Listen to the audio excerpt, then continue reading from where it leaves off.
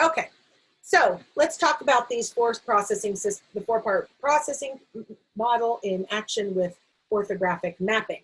We will take the word, I always use said to start and we have a lot of new people here, so we'll start with said. We're going to start by tapping into phonology. How do we tap into phonology? We're going to, in this particular word, it's one syllable, we'll break it down into the individual sounds. Watch me, the word is said. Let's tap the sounds. Ed, said. There are 3 sounds. So you're going to see here, I'm going to outline 3 boxes. By the way, this method came from 95% group. 3 sounds, 3 boxes. That's phonology. Let's look at those 3 sounds. Ed, said. We'll make it a little bit more interactive here. Ed, said. So I might tell my students, point to the first sound, tell me what it is, and what letter gives us that sound. Now I'm going to tap into orthography, phonology, orthography, go back and forth. What letter gives us that sound? The letter S. What's the last sound you hear in said? I'm going to punch it. Said, d.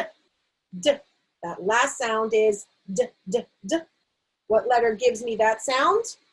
Letter D. Slide this down. D.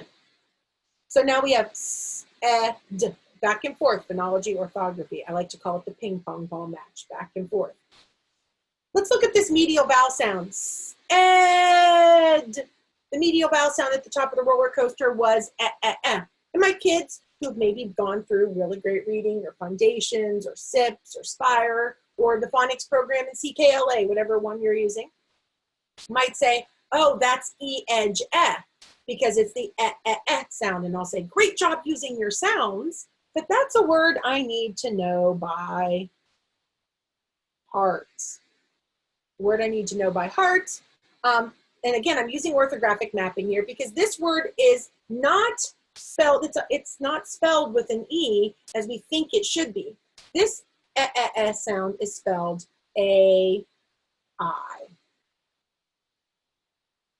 A-I. So, ed. I'm going to ask you to pick up your wand, and we're going to say said. Now, I've only tapped into now phonology and orthography. I've got to go up into meaning and context. So I might say for this particular word, said is the past tense of say, in that I say it today. In other words, I talked and I say it, and I said it yesterday. So there's my meaning and context back and forth.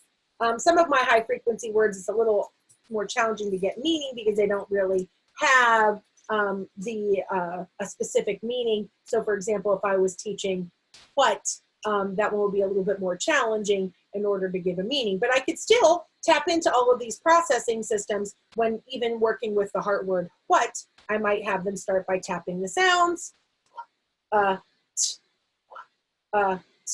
What. And you'll notice I am pronouncing the first sound as it should be, even though we don't typically say it that way. I'm doing that to help them make that connection to phonology to anchor both the orthography and the meaning. Phonology is an anchor. It anchors to meaning, it anchors to orthography, and it's really helpful for my kids. So for what, I've got 3 sounds. I'm going to outline 3 boxes.